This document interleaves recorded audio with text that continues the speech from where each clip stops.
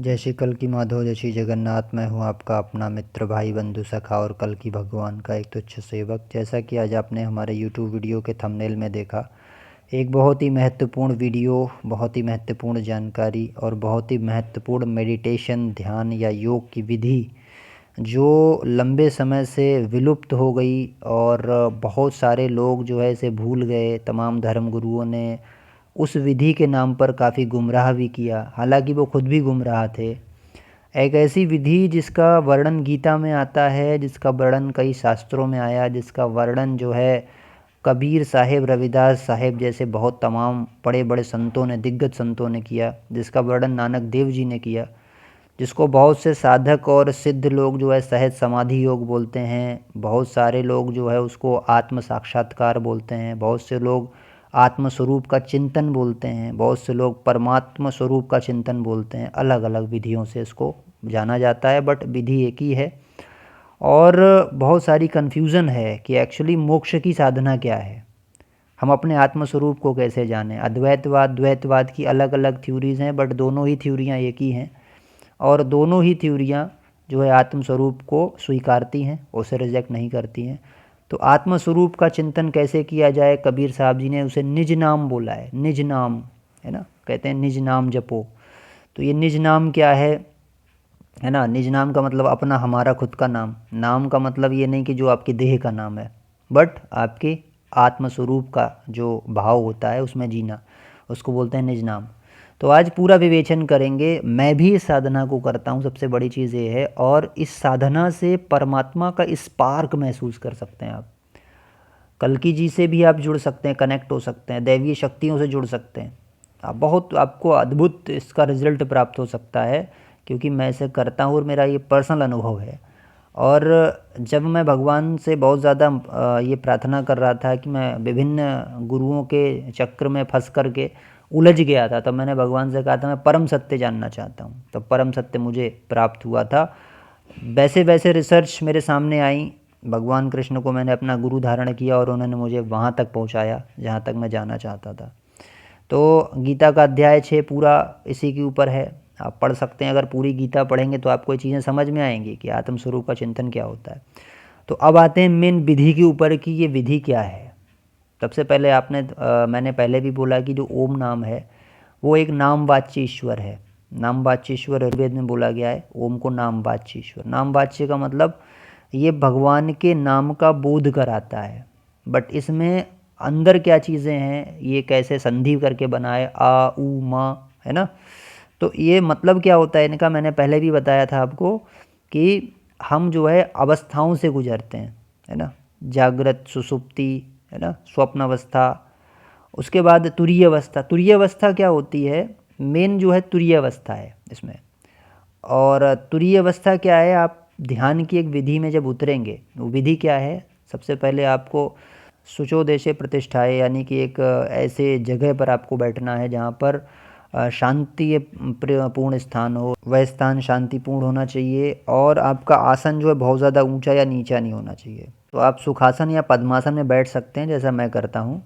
तो प्रारंभ में आपको जो ध्यान है वो कैसे कर सकते हैं, पहले बंद आँखों से करना ज़्यादा श्रेयस्कर रहता है, क्योंकि हम बंद आँखों से करेंगे, एकांत में करेंगे, थोड़ा शोर शराबा कम हो।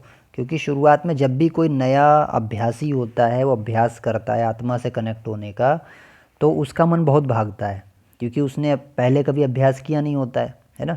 सहज समाधि योग का, या ऐसे बोलते हैं आत्म संयम योग का। तो वहाँ पे फिर क्या होता है, उसको भिन्न भिन्न विचार जो है आपके परेशान करते हैं बार बार। तो हमें क्या करना है, एक ऐसी स्थिति को प्राप्त करना है जहाँ पर हमारे मन में धीरे धीरे विचार समाप्त हो जाएं, यानी मन को विचारों से उपराम करना है। अब ये कैसे होता है, ये ऐसे होता है, विचार आएंगे, आपको उनसे युद्ध नहीं करना है। मन आपको तमाम चीज़ें सोचने पर मजबूर करेगा, आपको तमाम विचार देगा, बट आपको उनसे उलझना नहीं है। आपको उनसे बहुत प्रेम के साथ धीरे धीरे उपराम होना है, यानी उनको हटाते जाना है। और आपको धीरे धीरे शून्य की स्थिति को प्राप्त करना है।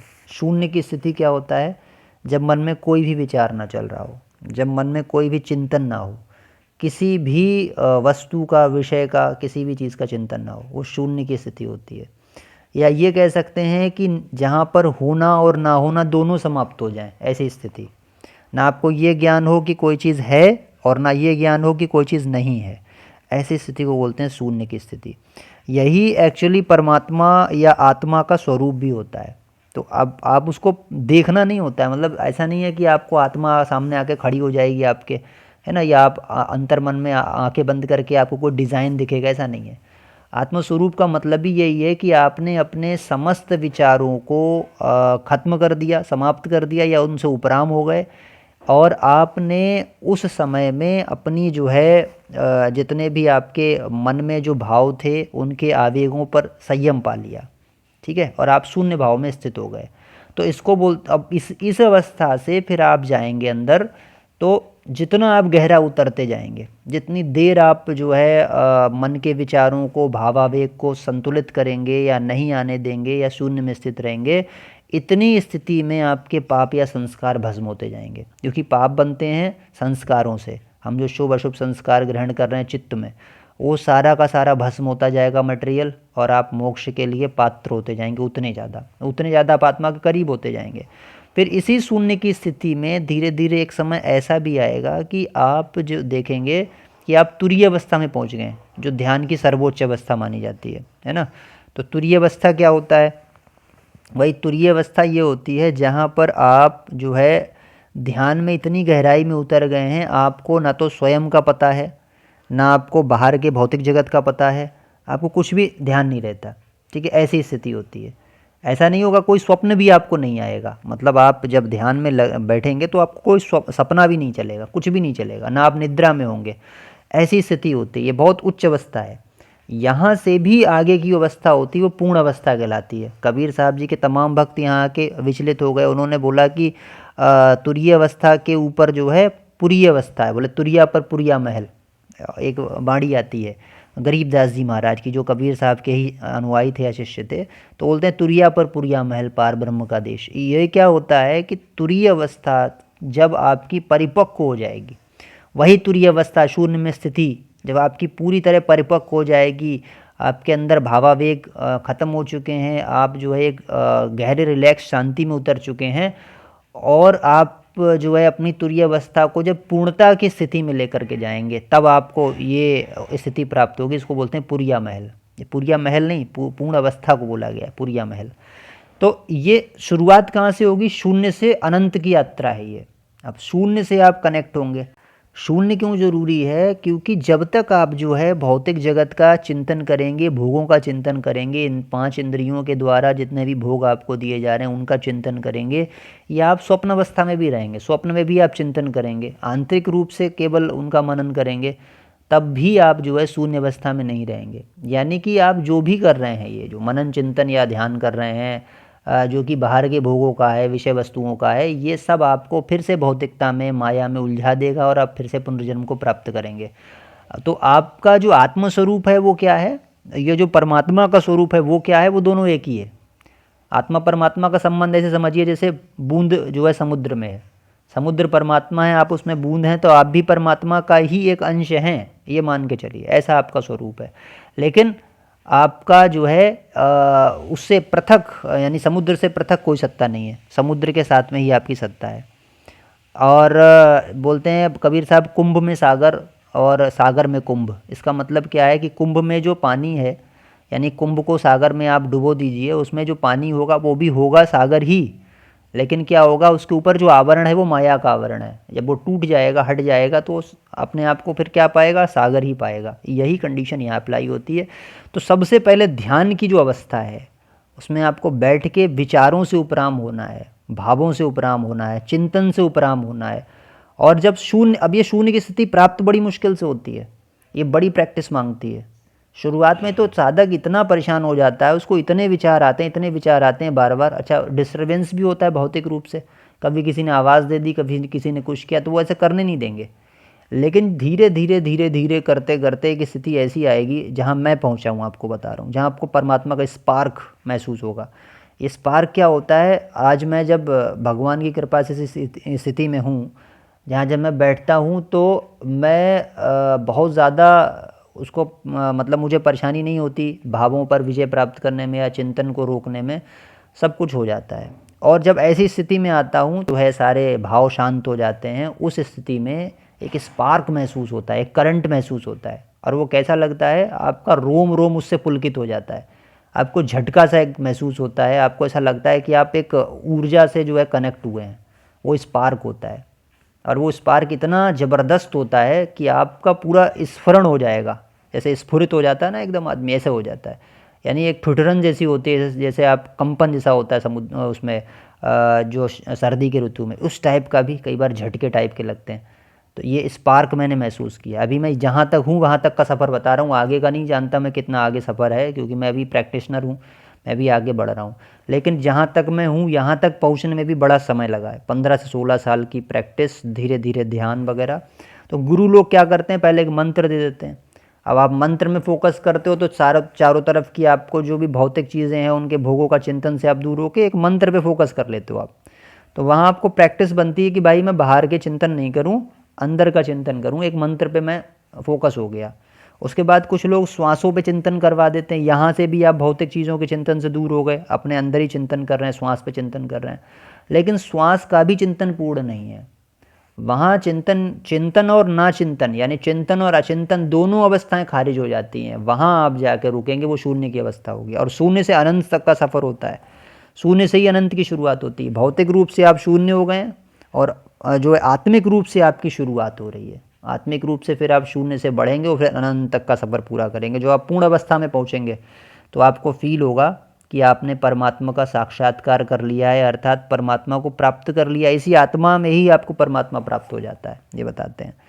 तो ये अब वो फीलिंग कैसी होती है, उसका वर्णन कैसे किया जाए। अभी फ़िलहाल मुझे वो फीलिंग नहीं हुई मैं पूर्ण अवस्था में पहुंचा हूँ, क्योंकि पूर्ण अवस्था तब प्राप्त होगी जब आप वर्णन करने के लायक ही नहीं बचेंगे। ये आपका मन बुद्धि अहंकार समाप्त हो जाएगा, भोगों के सारे चिंतन समाप्त हो जाएंगे, आप किसी को बताएंगे नहीं, वो फीलिंग ही दूसरे टाइप की है। तो मैं भी भगवान से प्रार्थना करता हूँ कि मुझे वो वाला अनुभव एक बार अवश्य कराएं जो परमात्मा का है। बट अभी जो स्पार्क मैंने महसूस किया है वो मैं आपको बता रहा हूँ, और ये करना चाहिए। कई बार मुझे लगता है कि जब हम पूर्ण अवस्था को प्राप्त करेंगे, यानी तुरीय से पूर्ण अवस्था में जाएंगे, उस समय हो सकता है हमारा शरीर ही छूट जाए।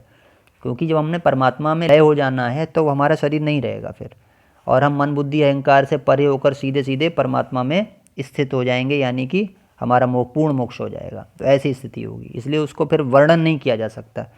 परमात्मा से कनेक्शन तो एक फील कर सकते हो आप, थोड़ी थोड़ी देर में आपको स्पार्क लग रहे हैं, यानी आप कनेक्ट हो रहे हैं, ये तो ठीक है।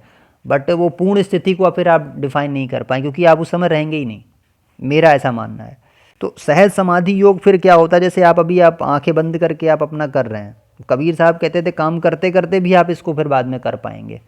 काम करते करते कैसे कर पाएंगे, आपका एक समय चेतना का स्तर इतना ज़बरदस्त हो जाएगा कि आप जो है भौतिक जगत के समस्त आवेगों को, समस्त चिंतनों को रोक के खुली आँख से भी ध्यान कर पाएंगे कि आप एक शुद्ध आत्मा हैं, और आप जो है यहाँ पर भोग विलासों में लिप्त होने के लिए नहीं आए हैं। आपका टारगेट ये नहीं है, ना आप हैं ना नहीं हैं, दोनों स्थितियों से परे हो जाएंगे। खुली आँख से आपको ऐसा फीलिंग चलने लगेगी, और वहाँ पे आप ज़ीरो की स्थिति में केंद्रित हो पाएंगे, और खुली आँख से आप वर्क भी अपना कर रहे होंगे। कबीर साहब कहते हैं आप काम करते करते भी वो कर पाएंगे, और अपने जो आपके आत्म स्वरूप में आप स्थित हो जाएंगे।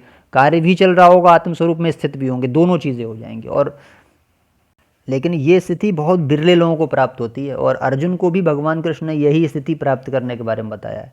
इस स्थिति को प्राप्त करने के बाद आपको कर्म संस्कार लिप्त नहीं कर सकते, क्योंकि आप कर्म संस्कारों के भावों से, विचारों से जरा सा भी कनेक्ट नहीं हो रहे हैं, आप शून्य में स्थित हैं। तो आपको कोई भी संस्कार जो है लिप्त नहीं कर पाएगा। आप कुछ भी कार्य कर दें, कर्म आपको लिप्त नहीं करेगा। वो स्थिति है जिसको बोलते हैं शून्य स्थिति, या सहज समाधि योग, या आत्म साक्षात्कार योग, या बोलते हैं परमात्म साक्षात्कार योग, या बोलते हैं स्वरूप चिंतन। ये निज नाम भी यही है, अपनी आत्मा। इसलिए कबीर साहब कहते हैं तेरा साईं तुझ में है, यानी जो आत्मा रूप में बैठा हुआ वो परमात्मा ही है। मतलब कहते हैं कि उसका ध्यान करो, उसका ध्यान करो मतलब सारी भौतिकता को नष्ट कर दो, भौतिक विचारों को नष्ट कर दो। इसका मतलब ये है, भौतिक विचारों से परे होगे तब आप आध्यात्मिक बनोगे, आध्यात्म से कनेक्ट होगे, है ना, पारलौकिकता से कनेक्ट होगे। अभी तो लौकिक में ही फंसे हुए हो। इसमें कुछ टेक्निक्स मैं अपने तरफ से भी मैंने शुरुआत में करी, जो मुझे हेल्प हुई। अभी तो आप लोगों को विचार नहीं रोक मिलेंगे, लेकिन जब मैंने परमात्मा से कनेक्ट होने की कोशिश की, अनात्मा से कनेक्ट होने की कोशिश की, तब मुझे 2-3 चीज़ों ने बड़ी हेल्प की। एक तो कि शुद्ध आत्मा, ये शब्द मुझे हमेशा याद आता है जब भी मुझे कोई बहुत ज़्यादा कोई विचार जो है बहुत प्रताड़ित करता है। जैसे मान लीजिए किसी ने बेइज्जती कर दी, या किसी पे क्रोध आया और बार बार वही विचार आ रहा है, ध्यान में बैठे हुए हैं, बार बार एक ही चीज़ आ रही है, या किसी से ज़्यादा मोह हो गया, वही विचार आ रहा है, तो उसको हटाना होता है फिर। तो उस स्थिति में मैं एक वाक्य मुझे याद आता है, शुद्ध आत्मा, यानी मैं एक शुद्ध आत्मा हूँ, ऐसा विचार जब आता है तो वो धीरे धीरे सारी सफाई हो जाती है। वहाँ से जो भी विचार आ रहे होते हैं उनका वेग शांत हो जाता है, और फिर शून्य स्थिति में धीरे धीरे हम चले जाते हैं। फिर होना और ना होना दोनों स्थिति से परे चले जाते हैं। और दूसरा एक स्टेटमेंट आता है, पूर्णमदः पूर्णमिदम्। जब भी अभाव लगता है अंदर से कि यार अभी ध्यान में बैठे हैं बट ऐसा लग रहा है यार ये नहीं हो पाया, वो नहीं हो पाया, इच्छाएं प्रेरित कर रही हैं कि मुझे ये पाना है, वो पाना है, उस समय मुझे याद आता है पूर्णमिदं पूर्णमदः, यानी कि बाह्य जगत भी परिपूर्ण है और आंतरिक जगत भी परिपूर्ण है, यानी कि मैं स्वयं में परिपूर्ण हूँ, मेरी कोई इच्छा नहीं है इस संसार से, है ना। ये जब स्टेटमेंट मेरे अंदर गूंजता है, कौंधता है, तब मुझे फील होता है कि यार नहीं, मैं तो पूर्ण हूँ, बात ख़त्म हो गई। तो वहाँ से फिर वो ये स्टेटमेंट मुझे उस स्थिति से निकालता है। तो ये जो सूत्र वाक्य मुझे मिले, एक शुद्ध आत्मा और एक पूर्णमिदम और पूर्णमदः, ये जो सूत्र वाक्य हैं ये निकालते हैं उस स्थिति से। तो एक बार आप प्रैक्टिस अगर इसकी करेंगे तो बहुत ज़बरदस्त रिजल्ट देता है। और मुझे लगता है कि मुक्ति का यही मार्ग है, क्योंकि जब मैंने भगवान से कहा मुझे परम सत्य जानना है, तो यही विधि मेरे सामने आई और मैं यहाँ पर फाइनली आज पहुँचा हूँ, जिस स्थिति में पहुँचा हूँ यही स्थिति मुझे सुप्रीम लगती है। लेकिन हम ये नहीं कहते मूर्ति पूजा गलत है, प्राथमिक स्तर पे उससे जुड़ते हैं, फिर प्रार्थना से जुड़ते हैं, आप अंतर मन में प्रार्थना करते हैं भगवान से, उससे ऊपर की स्थिति है। फिर उससे ऊपर हम बढ़ते हैं, उससे ऊपर हम फिर क्या बढ़ते हैं, मंत्र जाप पे बढ़ते हैं, कोई गुरु बना लेते हैं। मंत्र में क्या हुआ, भौतिक जगत से आपके कनेक्शन खत्म हो गए, आप आंतरिक रूप से जुड़े। फिर उसके बाद आत्म साक्षात्कार यानी शून्य की स्थिति में आप जुड़ गए, अब अपनी आत्मा से ही कनेक्ट होते चले जा रहे हैं। और फिर एक समय जब तुरीय अवस्था आपकी परिपक्व हो जाती है, फिर आप जाते हैं पूर्ण अवस्था में, है ना। पूर्ण अवस्था में क्या होता है कि भाई आपका शरीर छूट जाता है और आपकी आत्मा परमात्मा, यानी कह सकते हैं कि आप परमात्मा में लय हो गए, ये बोल सकते हैं। आपका मैं समाप्त हो गया, अहम जो है आपका अहंकार समाप्त हो जाएगा, ठीक है। तो आप उस समय क्या होगा, परमात्मा में लय हो जाएंगे। तो ये स्थिति है पूर्ण मोक्ष की। और मुक्ति जो होता है वो कभी होती है कभी नहीं होती है। अभी आपके अंदर कोई विचार नहीं आ रहा तो आप मुक्त हैं, शून्य में हैं आप। और जैसे ही आपको विचारों ने प्रेरित कर दिया या आपको प्रताड़ित कर दिया, आप समझ लीजिए फिर से बंधन में। तो बंधन मुक्ति चलती रहती, पर पूर्ण मोक्ष प्राप्त करने के लिए फिर देह आपकी छूट जाएगी जब आप उस स्थिति को प्राप्त करेंगे। पूर्ण अवस्था बहुत मुश्किल है। तो निज नाम यही था, आत्म साक्षात्कार यही था जो मैंने अपने जीवन से सीखा है, जो मैंने सीखा है अपने जीवन से। और भाई साहब, ये स्थिति प्राप्त करने में मुझे बड़ी प्रार्थनाएं भगवान से करनी पड़ी, भगवान की अपनी कृपा। मैंने सरल शब्दों में डिफाइन कर दिया। आज ये जो 15-20 मिनट का जो मैंने वीडियो दिया है, इस ही छोटी सी चीज़ के लिए इतना गुरुओं ने किताबें लिख डाली हैं, भर डाला है पूरा। बट मैंने ईजिली आपको बता दिया। तो हो सकता है आपको लगे यार ये क्या, अभी कल का बच्चा है, 30-35 साल एज होगी, हमारे गुरु तो 65-70 साल के, उन्होंने इतना तजुर्बा किया, कई जन्मों की यात्रा है ये तो। बट भाई नहीं, जिस पर भगवान की कृपा होगी, मैंने पहले भी कहा, नरेट वही कर पाएगा। वो 15 मिनट छोड़ो 2 मिनट में नरेट कर देगा कि सच्चाई क्या है। तो जिस पर भगवान की कृपा नहीं हो, भटकेगा, हजारों जन्मों भटकेगा, सैकड़ों जन्म की जो है यात्राएं करेगा, वो सैकड़ों वर्ष की आयु प्राप्त कर लेगा, अध्यात्म में फंसा रहेगा, क्योंकि वो खुद से ढूंढ रहा है। जब तक परमात्मा को सरेंडर नहीं करेगा वो, मैंने सरेंडर किया, मैंने उनसे मांगा कि प्रभु मुझे आप दिशा दीजिए, तो इसलिए मैं आपके सामने ये रख रहा हूँ। अब आपका इस पर क्या मानना है, आप अपने विचार जरूर देना। बट ये साधना बड़ी ज़बरदस्त है, ये बहुत चीज़ों में हेल्प करती है। मानसिक आपके सारे अवसाद समाप्त करने में, आपके पाप भस्म करने में, आपके पुराने संस्कार भस्म करने में, आपको परमात्मा से कनेक्ट करने में, आपको सिद्धियां प्राप्त कराने में, बहुत सारी चीज़ें। इच्छा कोई नहीं करनी है, बट फिर भी आपको अपने आप ही वो चीज़ें प्राप्त होने लगेंगी जो इस साधना से प्राप्त होती हैं। बहुत सारी चीज़ें प्राप्त, मानसिक शांति प्राप्त होती है, आपका अहम नष्ट होता है, आप विकारों पर विजय प्राप्त करते हैं। इतने लाभ हैं बता नहीं सकता, अनलिमिटेड लाभ हैं आपके। आप और उसको आप फिर लाभ आपको भौतिक जीवन में मिलेगा, है ना। भौतिक जीवन में ज़बरदस्त आपके ऊपर अपने ऊपर आपका कंट्रोल होगा। तो आई होप आपको ये वीडियो अच्छी लगी होगी। अगर वीडियो अच्छी लगी तो वीडियो को लाइक कीजिए, शेयर कीजिए और लोगों तक कि परमात्मा का स्पार्क कैसे प्राप्त करें, ये पूरी विधि लोग जानें। और अगर आप हमारे चैनल पर नए हैं तो चैनल को सब्सक्राइब अवश्य कीजिए। हम इसी प्रकार कर्मयोग, ज्ञान योग, भक्ति योग की वीडियोज़ लाते रहते हैं और लाते रहेंगे। आप हमारे व्हाट्सअप चैनल से भी जुड़ सकते हैं, इसका लिंक हमने डिस्क्रिप्शन बॉक्स में दे रखा है। और कोई क्वेश्चन है तो kalkikapath@gmail.com पर आप भेज सकते हैं। हमारे चैनल की पिछली वीडियोस भी देखिए जो अध्यात्म से रिलेटेड है। अब आपके मन में हो सकता है बहुत सारे क्वेश्चन आए हों, उनके आंसर्स आपको पीछे भी मिल जाएंगे। उपनिषदों पर, गीता पर हमने बहुत सारी वीडियोस आध्यात्मिक बना रखी हैं, तो उनको प्लीज़ एक बार ज़रूर देखिए। और कमेंट बॉक्स में अपने आराध्य देव का नाम अवश्य लिखिए, अपने विचार अवश्य लिखिए। मिलते हैं आपसे अगली वीडियो में। जय श्री कल्की माधव, जय श्री जगन्नाथ, जय श्री पंचसखा, जय श्री सत्यनारायण।